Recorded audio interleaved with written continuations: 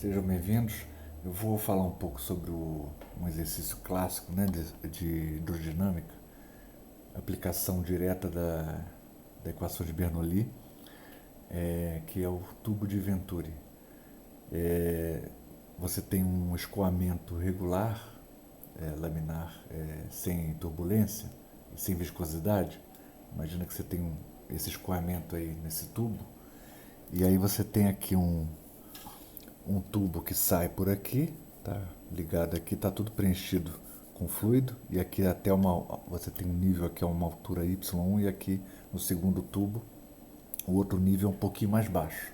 Então o essencial desse problema é o seguinte, né? A gente tem que saber que aqui você tem uma coluna de fluido que ela necessariamente tem que ser sustentada pela pressão embaixo. Não é verdade? Então, por causa disso, a diferença entre as pressões P1 e P2 deve ser responsável por essa diferença de altura daqui.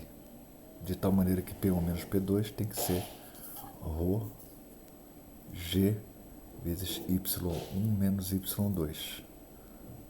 Tá certo? Isso aqui veio da lei de Stevin, tá certo? É a pressão necessária para sustentar uma coluna. Agora, veja bem, aqui a gente pode, assim, com uma razoável segurança, dizer escrever essa equação a respeito dessa diferença de pressão.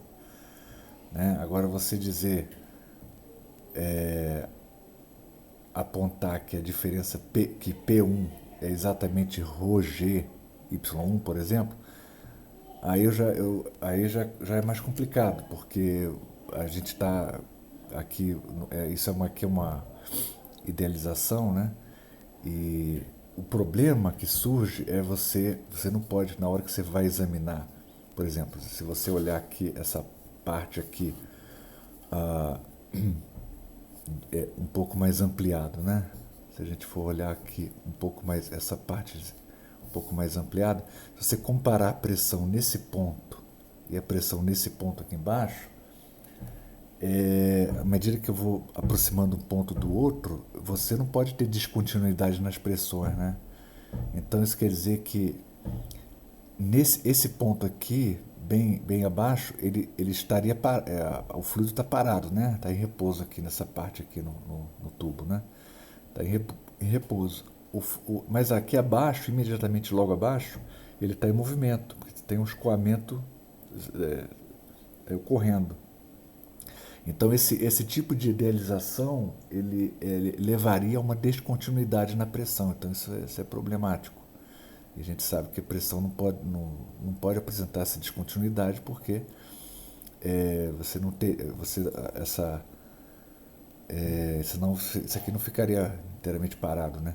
Então é claro que existe ainda um resíduo de velocidade aqui, e aqui embaixo a velocidade não é exatamente igual à velocidade no centro. Então tem toda uma série de considerações que a gente deveria fazer, né, realistas que a gente deveria fazer para se a gente realmente se propusesse a analisar a coisa nesse nível, nesse detalhe. Então, para resolver esse problema,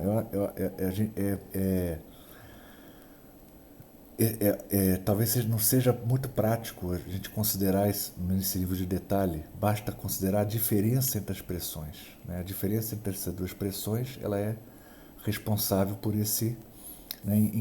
Em que esse tubo difere desse? Ele tá aqui, experimentalmente você vai ver isso, que essa coluna aqui está numa altura um pouquinho menor do que a do outro tubo.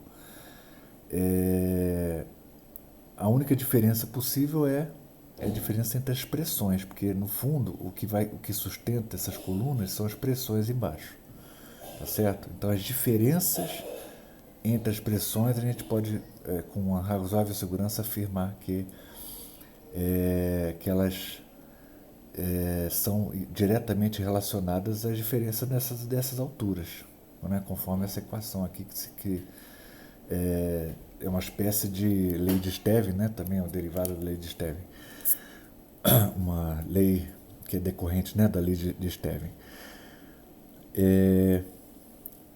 Então, sendo assim, a gente precisa, a única a consideração assim suficiente para resolver esse problema é essa.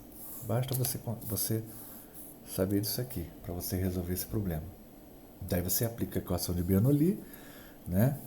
Igualando a função aqui, que é a pressão mais ρg y mais 1 meio ρv ao quadrado. Isso aqui é uma constante, aí você essa função aqui, né, que é uma quantidade que varia de um ponto para o outro, você computa calcula essa quantidade aqui no ponto 1 e iguala essa mesma quantidade no ponto 2, já que isso aqui é uma constante.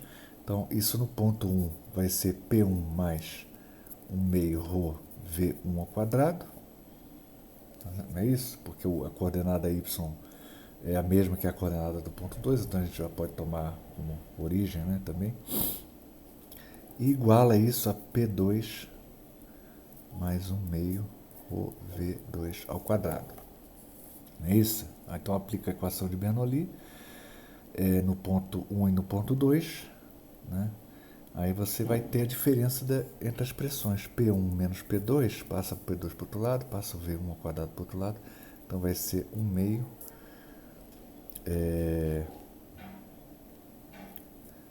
V, 1 meio ρ, 1 meio ρ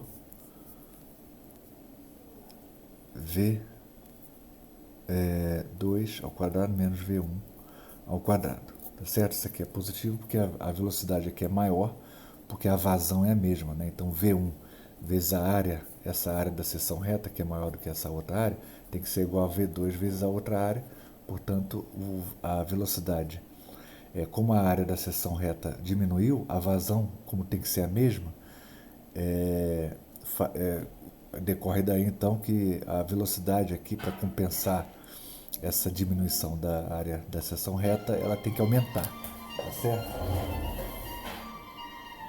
Então, portanto, a gente pode, aqui dessa equação aí, então você resolve, né? Você iguala essa diferença, substitui essa expressão, aí você tem, finalmente, você pode relacionar essa diferença na altura com das duas colunas, né? Com a velocidade, com as velocidades, tá certo? Esse é que eu queria esclarecer só, esse ponto, ok? Então é só isso.